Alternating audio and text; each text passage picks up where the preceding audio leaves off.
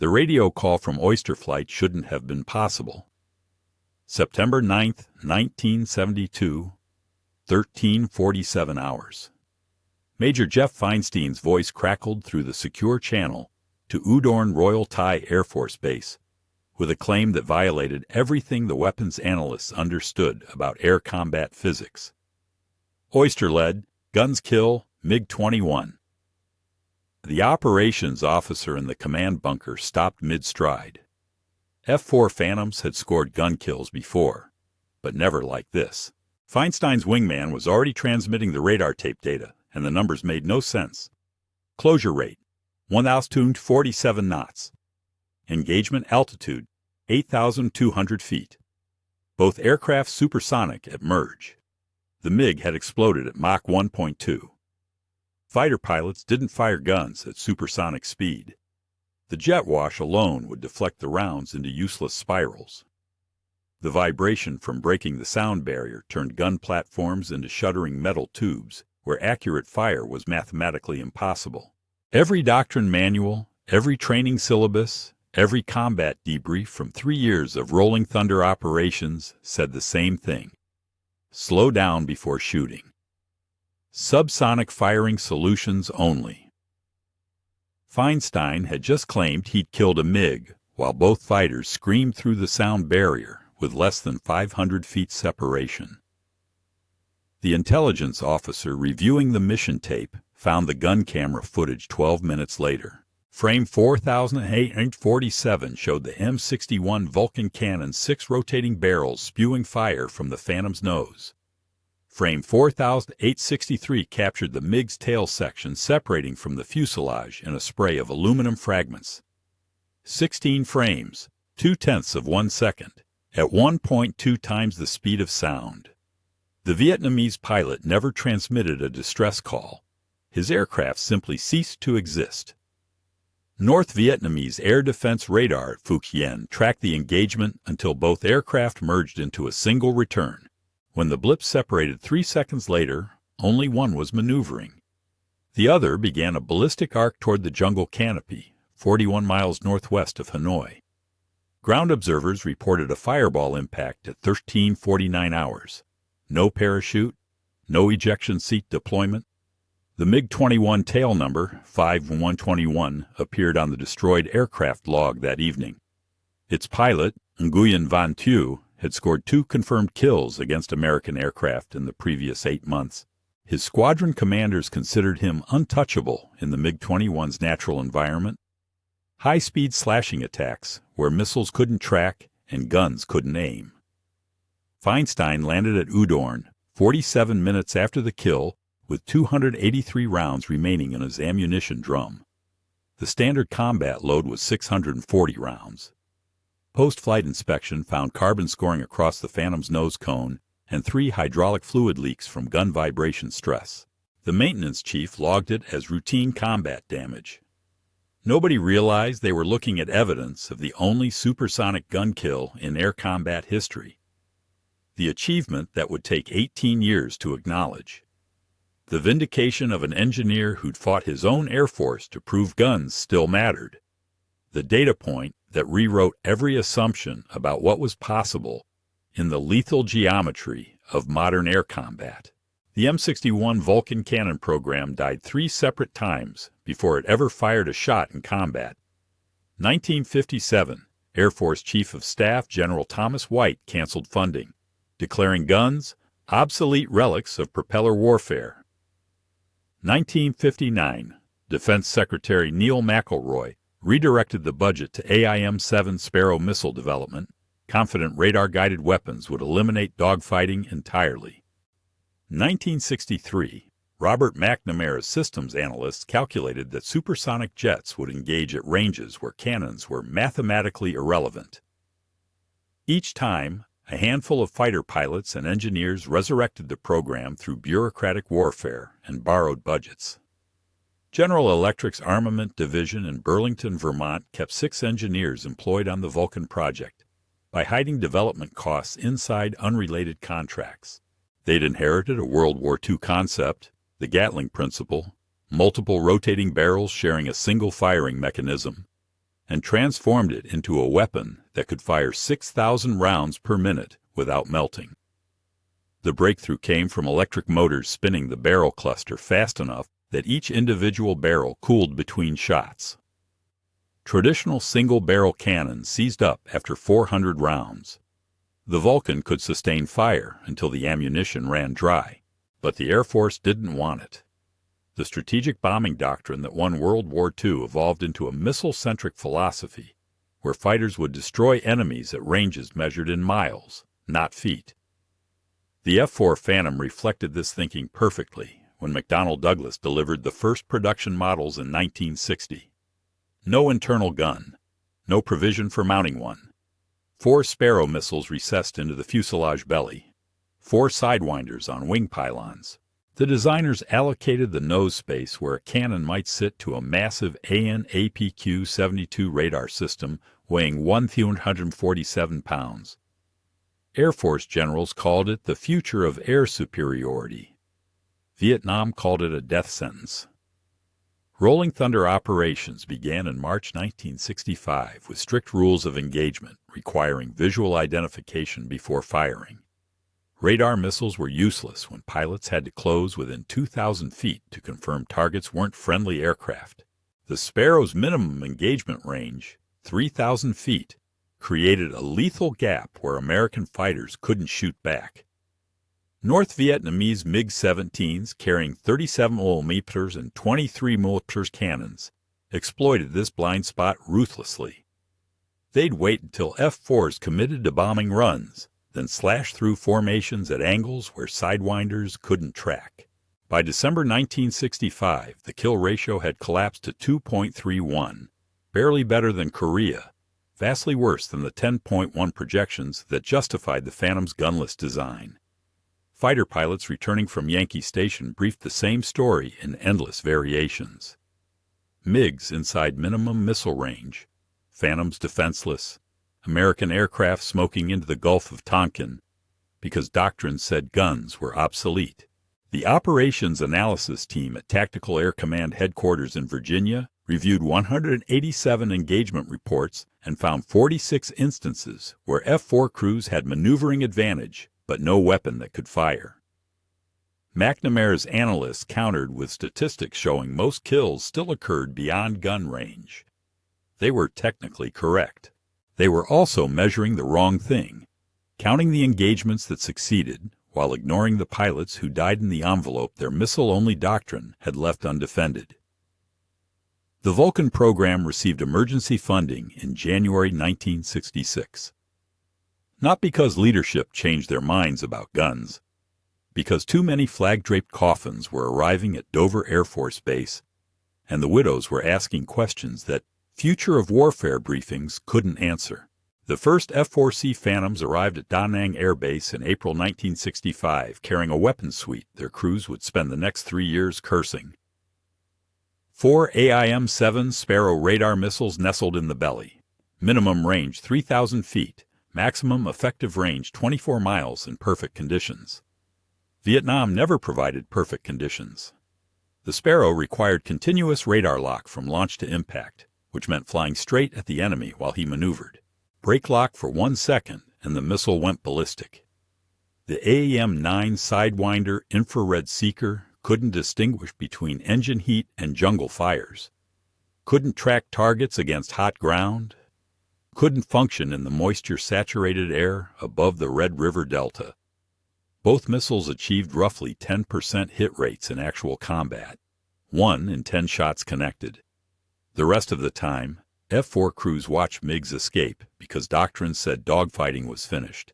McNamara's whiz kids had calculated this future in air-conditioned Pentagon offices using combat data from 1956. Before surface-to-air missiles forced fighters below radar coverage, where visual engagements became inevitable.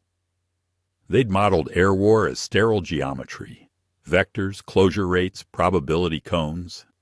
Nobody in the analysis chain had ever felt a MiG-17 slide onto their 6 o'clock at 400 knots with cannons hammering. Lieutenant Commander Dick Bellinger experienced the doctrine's failure on July 10, 1965. His F-4B jumped a formation of 4 MiG-17s northwest of Hanoi, achieved perfect firing position 4,000 feet behind the trailing aircraft, rippled 2 Sparrows that both lost lock when the MiG snap-rolled. Bellinger closed to 1,200 feet, too close for Sparrows, too far ahead for Sidewinders to see engine heat. The MiG pilot simply continued his turn, knowing the Phantom behind him had exhausted its options. Bellinger's radar intercept officer called 3 more Americans inbound without guns while the MiGs reformed and dove for the deck. One F-4 took 23-meter rounds through the port engine 90 seconds later. The crew ejected over Laos. The gun debate consumed fighter squadrons through 1966.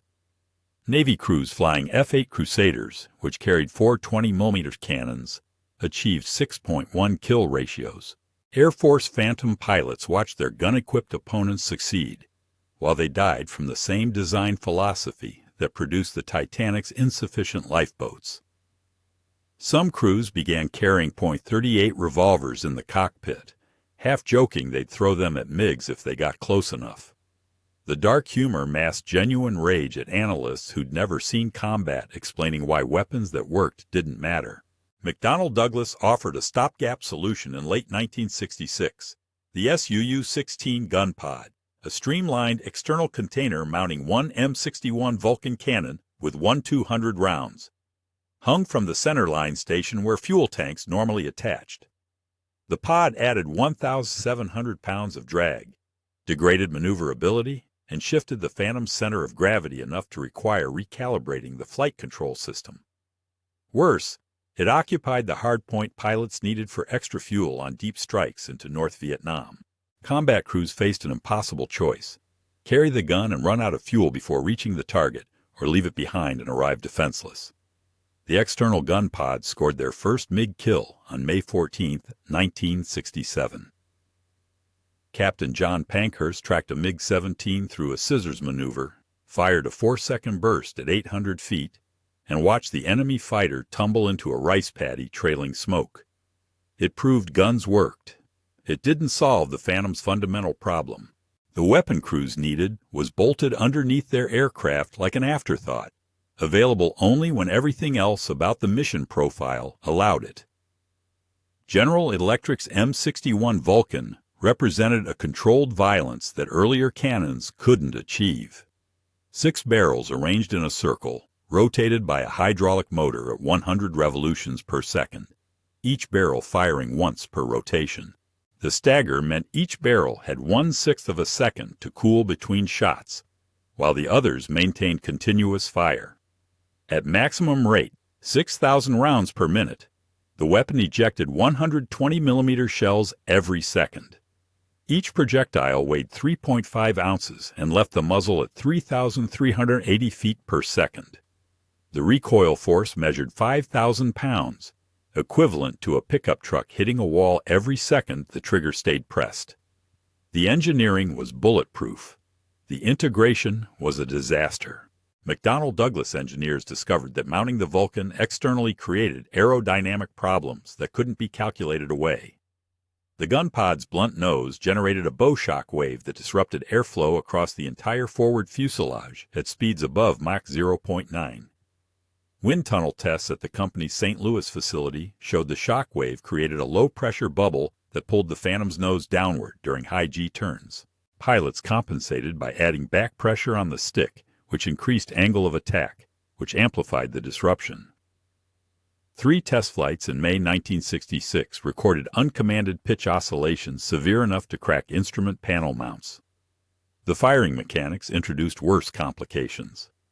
When the Vulcan spun up to firing speed, sympathetic vibration traveled through the mounting pylon into the airframe at frequencies that matched the F-4's natural structural resonance.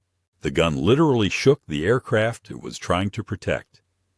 Firing tests at Eglin Air Force Base recorded stress levels that would fatigue fuselage longerons to failure after 300 combat missions, assuming the Phantom survived that long.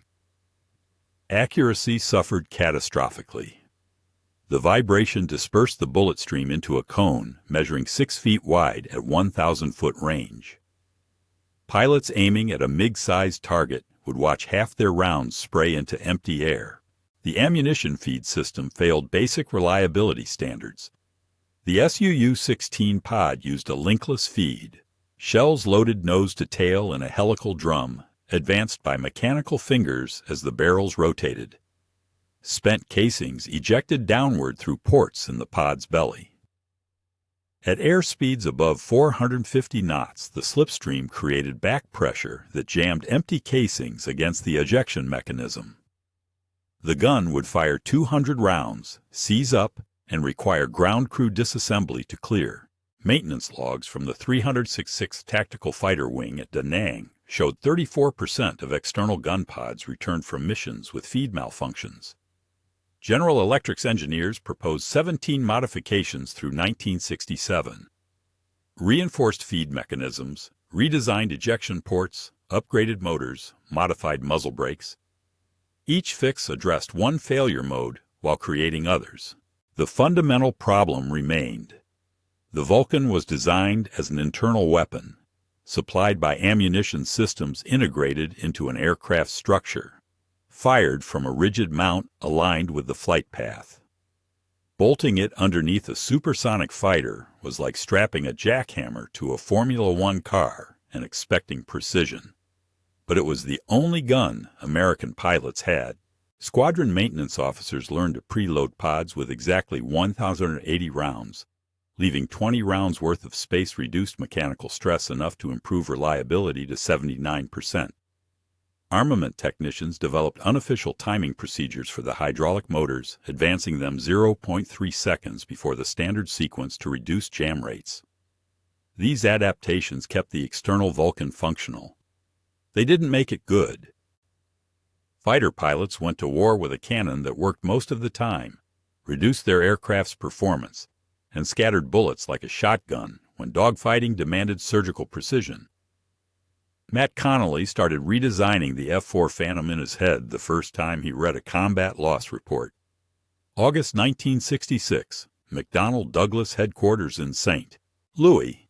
He was supposed to be calculating fuel flow rates for the proposed F-4E variant, but the classified briefing from Tactical Air Command kept interrupting his differential equations.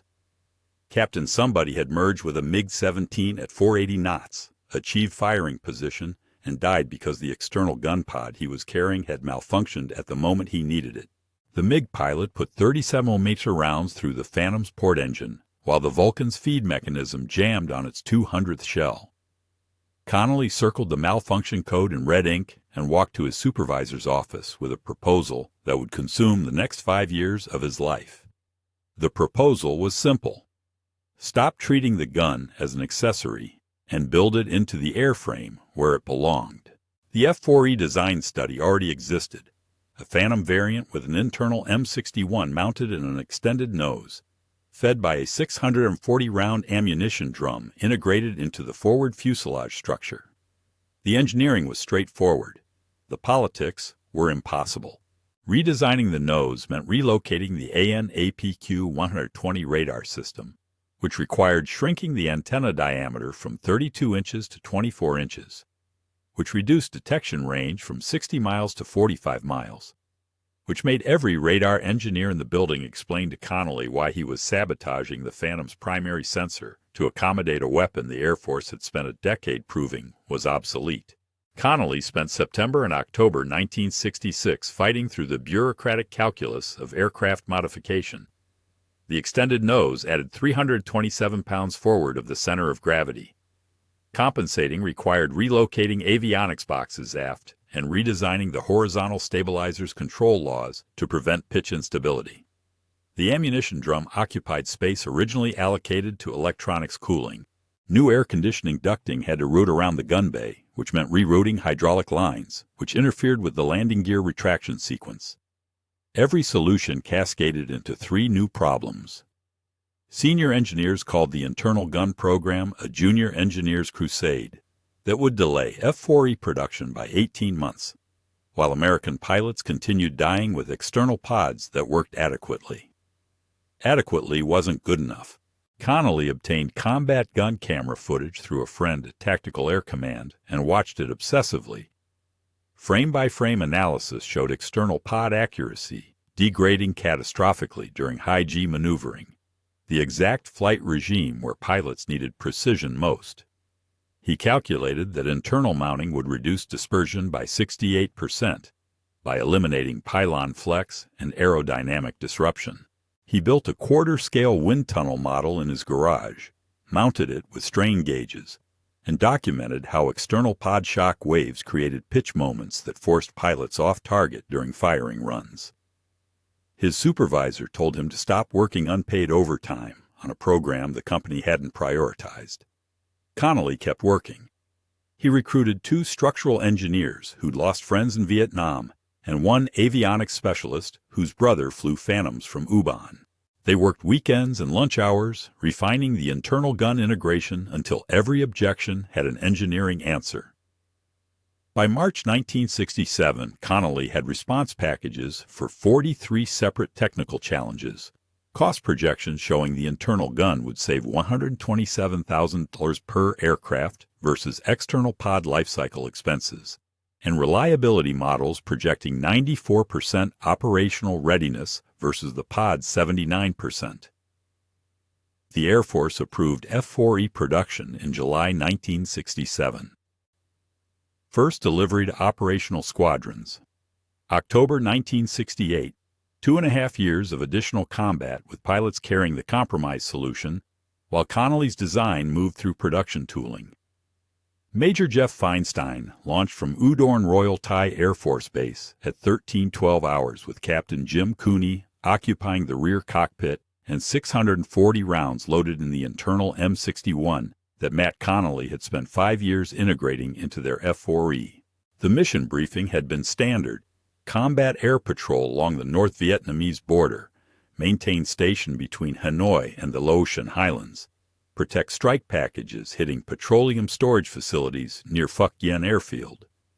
Oyster flight consisted of 4 Phantoms, all carrying the new internal gun configuration that operational squadrons had received only 8 months earlier. Feinstein's aircraft, tail number 6702A8, had logged 147 combat hours since arriving in theater. The gun had fired exactly once, a test burst over the Gulf of Tonkin to verify feed mechanisms. They crossed into North Vietnamese airspace at 13:34 hours, 18,000 feet and 540 knots. Cooney's radar scope showed clean air ahead, no emissions from North Vietnamese intercept radars, no fire control systems painting them, no SAM launch warnings. The strike package below was egressing south after hitting their targets. Standard mission profile: maintain altitude, watch for MiG intercepts, return to base with a full ammunition load and nothing to report. Feinstein had flown 87 missions that followed exactly this script. The war had become a routine where violence happened to other crews. Red Crown, the Navy radar picket ship in the Gulf, transmitted at 13:41 hours. Oyster flight, be advised. 4 bandits launching Phuc Yen, heading 270, Angels 12. MiG-21s coming west, 12,000 feet altitude, probably vectoring toward the strike package's escape route. Feinstein checked his weapons panel. Master arm on, gun selected, missile rails hot. The Phantom carried 2 AIM-9 Sidewinders that morning, no Sparrows. Doctrine finally catching up with reality after 7 years of missiles that didn't work. He rolled left, descending toward the intercept geometry that would put oyster flight between the MiGs and the American strike aircraft withdrawing toward Thailand. Cooney acquired the MiG formation at 22 miles, 4 distinct radar returns climbing through 15,000 feet and accelerating. The North Vietnamese fighters were running a standard intercept, climb to altitude advantage, then slash through the American formation in a single high-speed pass. It worked when they achieved surprise. Feinstein had 90 seconds to deny them that advantage. He pushed the throttles to military power, felt the twin J-79 engines surge to 35,000 pounds of thrust, and watched his airspeed climb through 520 knots. The acceleration pressed him into the ejection seat with comfortable familiarity. Cooney called ranges, 15 miles, 12 miles, 8 miles, while Feinstein adjusted his intercept angle to merge with the MiG formation head-on at combined closure rate exceeding 1/200 knots. At 4 miles, Cooney identified the MiG flight leader maneuvering for position. Standard North Vietnamese tactics. Light aircraft would bait the Americans into turning. Trailing 3 would exploit the commitment. Feinstein had seen this sequence a dozen times. He'd never been able to punish it because external gun pods couldn't hit reliably during high-speed maneuvering, and sidewinders couldn't track targets approaching head-on. But the F-4E's internal cannon was already loaded, aligned precisely with his flight path, ready to fire the instant a target entered the gunsight pipper. At 2 miles, both formations went supersonic. The sonic booms arrived as twin thunderclaps that rattled instrument panels in both cockpits. Cooney confirmed IFF. No friendly transponders. All 4 returns were hostile. Feinstein armed the gun and waited for the merge that would put a MiG-21 directly in front of his aircraft, at a closing speed nobody in aviation history had ever fired guns through. The MiG-21 appeared in Feinstein's windscreen at 1 mile, a silver dart growing larger against the green jungle canopy, heading directly toward Oysterled's nose at a combined closure rate of 1/47 knots. Both aircraft were supersonic, both maneuvering, both operating in the transonic buffet zone, where aerodynamic forces became unpredictable and gun platforms traditionally became useless.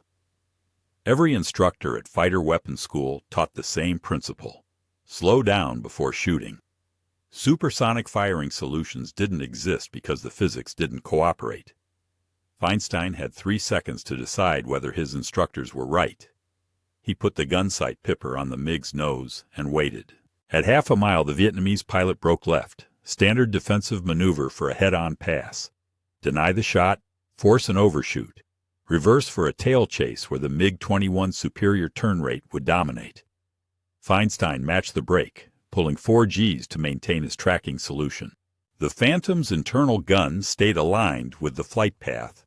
No external pylon flex, no aerodynamic disruption, just 100 pounds of rotating cannon locked rigidly into the airframe exactly where Matt Connelly had fought to put it.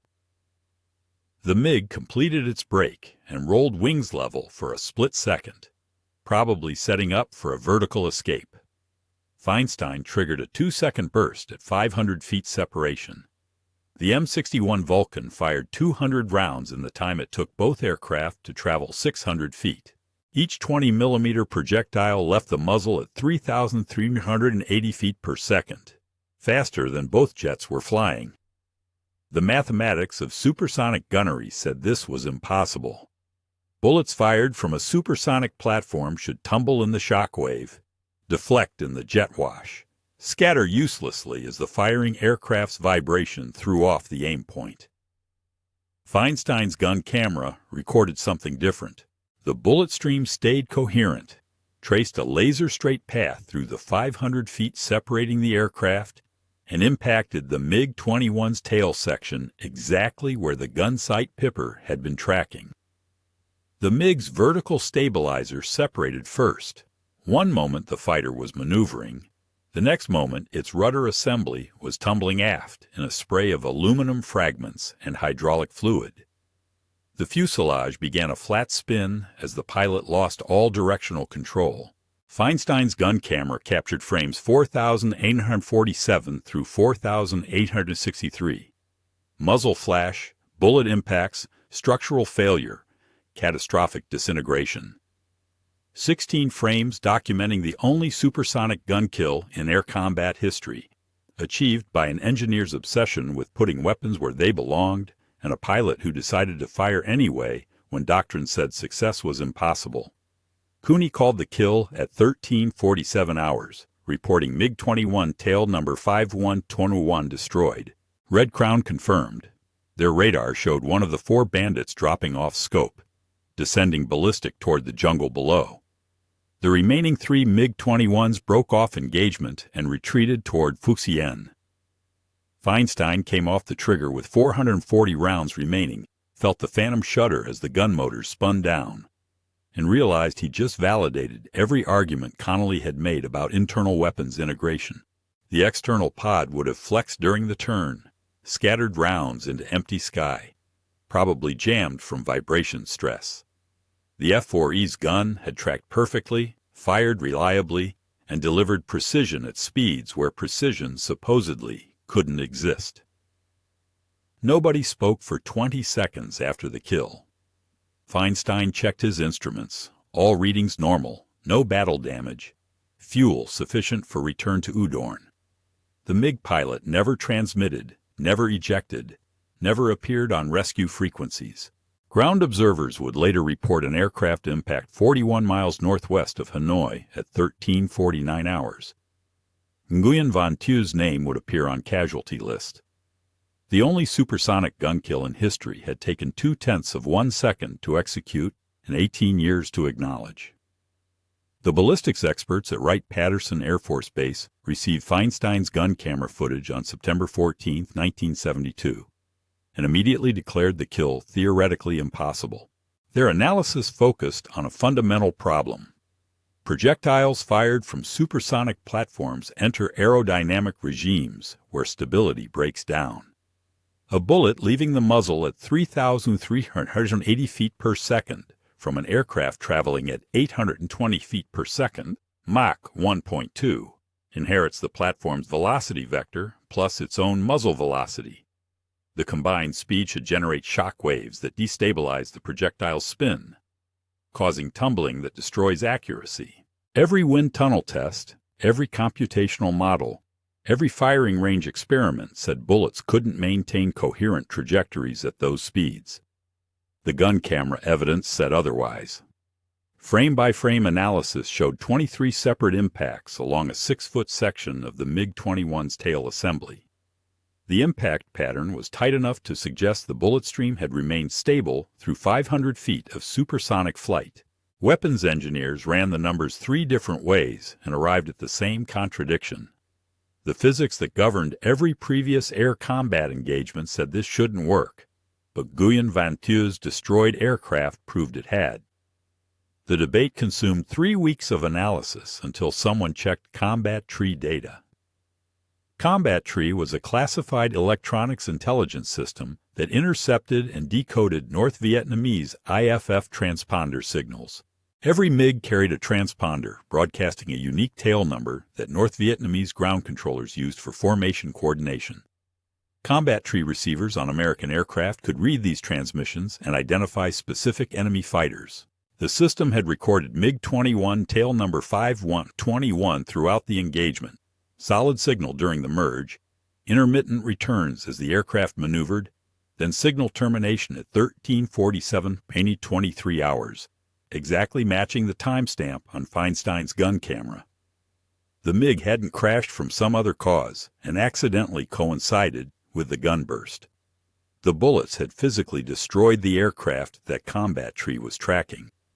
The implications cascaded through fighter doctrine review boards. If guns worked at supersonic speeds, every calculation about minimum engagement ranges was wrong. If internal mounting provided the stability to achieve hits in conditions where external pods failed, every cost-benefit analysis favoring missiles over cannons needed revision. If pilots like Feinstein could execute firing solutions that weapons theory said were impossible, the training syllabi that taught slow down before shooting were getting American crews killed by imposing artificial constraints. General Electric's Burlington facility requested the recovered ammunition data.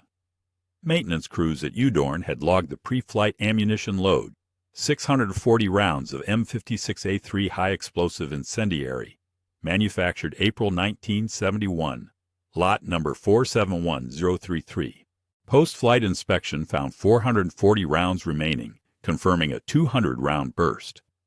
The spent casing showed normal firing signatures, no pressure spikes, no case head separations, no evidence the ammunition had behaved abnormally. The rounds had simply done what their designers intended, maintained spin stability through a ballistic environment that every mathematical model said would destroy that stability. The only explanation that fit the evidence was uncomfortable. The models were incomplete. Supersonic gunnery worked not because the physics changed, but because previous test conditions hadn't replicated actual combat variables. Wind tunnel tests used stationary mounts. Range experiments fired at subsonic targets.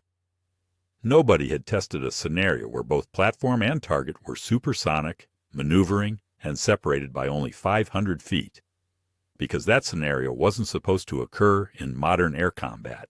Feinstein had created a data point in aerodynamic space where no previous data existed. The bullets worked because the specific conditions of that engagement, closure rate, firing angle, atmospheric density at 8,200 feet, fell into an unexpected stability window that theory hadn't predicted. The kill proved internal guns worked. What it couldn't prove was whether anyone else could replicate it. Matt Connelly learned about the supersonic gun kill in October 1972 through an internal McDonnell Douglas memo that mentioned it in passing. One sentence in a monthly combat effectiveness report, no details, no analysis, no acknowledgement that his 5-year fight to integrate the cannon internally had just been validated at Mach 1.2. He walked to his supervisor's office with the memo and asked for access to the full mission debrief. The request was denied. The engagement was classified, the gun camera footage was restricted, the kill confirmation was buried in operational reports that engineering staff weren't cleared to review. Connelly went back to calculating fuel flow rates for the F-15 program, while somewhere in the classified filing system at Tactical Air Command, evidence of his vindication gathered dust. The Air Force never publicized the achievement. Feinstein received credit for a MiG-21 kill, standard notation in his personnel file, no mention of the supersonic firing solution that made it unique. The official victory list showed F-4E tail number 6702A8 scored one confirmed aerial victory on September 9, 1972. The circumstances, both aircraft supersonic, 500-foot separation, gun kill at Mach 1.2, remained classified under operational security protocols that protected tactics and weapons performance data. Fighter squadrons continued receiving standard gunnery training, established tracking solution at subsonic speeds, fire in controlled bursts, disengage if closure rate exceeds 600 knots. Nobody told them Feinstein had already rewritten those rules. The Navy's supersonic gun kill, Lieutenant Commander John Nichols scoring against a MiG-17 in 1972 from an F-8 Crusader, became public knowledge within 6 months. Aviation magazines published detailed accounts. Weapons analysts studied the engagement. Training syllabi incorporated the lessons learned. The difference was simple. The Navy wanted proof their gun-equipped Crusaders outperformed missile-only designs. The Air Force needed to avoid admitting they'd spent a decade building Phantoms without internal guns, while their own doctrine proved inadequate. Feinstein's kill contradicted too many previous decisions to celebrate publicly. The achievement remained buried until 1990, when declassification schedules released Vietnam-era combat records.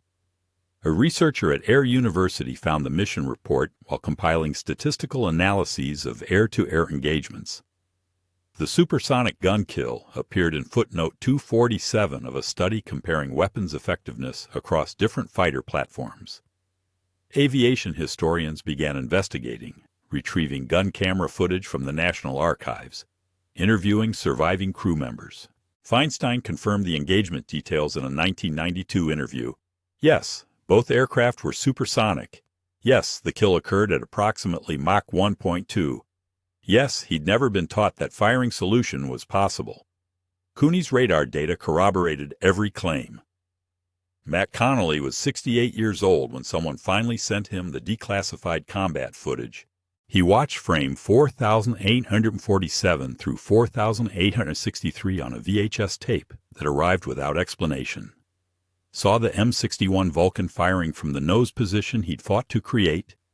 Saw the MiG disintegrating from bullets that traveled true, because the gun was mounted where physics and engineering said it belonged. Nobody from McDonnell Douglas called to acknowledge his work.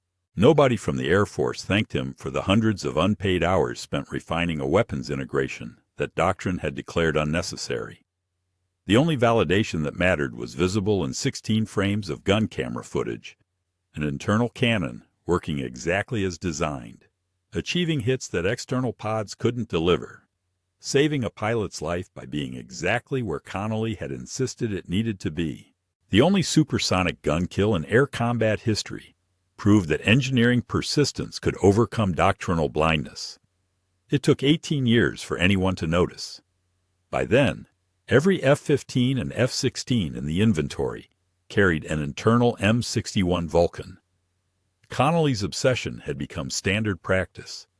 His vindication had become invisible success, the kind where everyone assumes it was always obvious.